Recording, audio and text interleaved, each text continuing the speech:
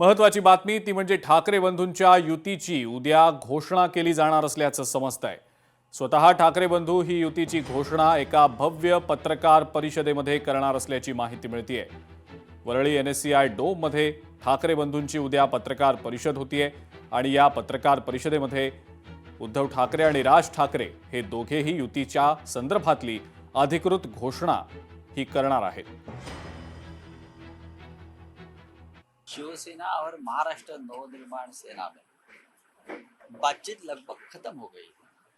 छोटी मोटी बातें अभी एमएनएस के नेता मातोश्री पर भी गए थे।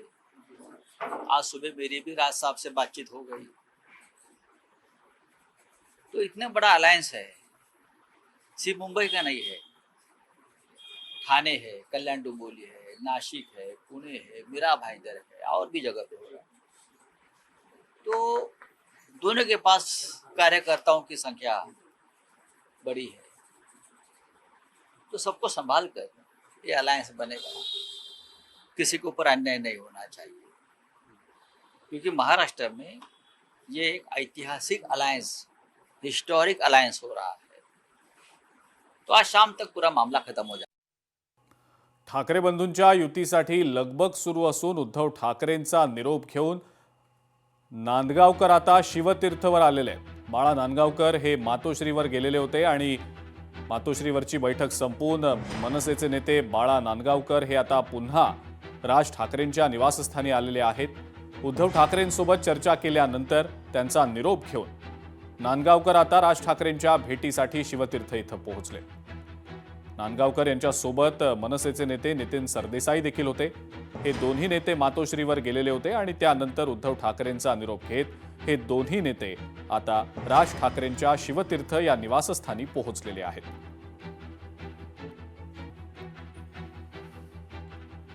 ठाकरे सेना आणि मनसेच्या युतीवरनं सध्या वार पलटवार सुरू आहे। दोन भावांची युती आणि मनोमिलन झालेलं आहे। युतीची घोषणा ही एकत्रितपणे केली जाईल असं संजय राऊत म्हणतायत। तर हा प्रीतिसंगम नाही, भीती संगम आहे असा टोला भाजपचे माध्यम प्रमुख नवनाथ बन यांनी राऊतांना लगावलाय। युती, मनोमिलन, बरं का, एकत्रीकरण हे झालेलं आहे।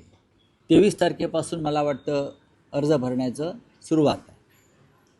त्याच्या आधी 100% शिवसेना आणि महाराष्ट्र नवनिर्माण सेनेच्या युतीची घोषणा एकत्रितपणे धूमधडाक्यात वाजत गाजत केली जाईल। ठीक आहे ना, होईल ना उद्या। 23 तारखेचा मुहूर्त आहे का? नाही, असा मुहूर्त काय काढलेला नाहीये। खरं तर राजकीय भाषेमध्ये याला प्रीतिसंगम नाही तर भीती संगम म्हणायला पाहिजे। दोन भाऊ घाबरून भीतीपोटी एकत्र येत आहेत, याला संजय राऊतजी प्रीतिसंगम म्हणत नाहीत तर भीती संगम म्हणतायत। आणि हा भीती संगम आहे हे महाराष्ट्रातल्या जनतेला ठाऊक आहे। आपल्या भावाला स्वतःच्या घराबाहेर काढण्याचं पाप उद्धवजी ठाकरे, संजय राऊत तुम्ही केलं होतं आणि आता सत्ता जाणार।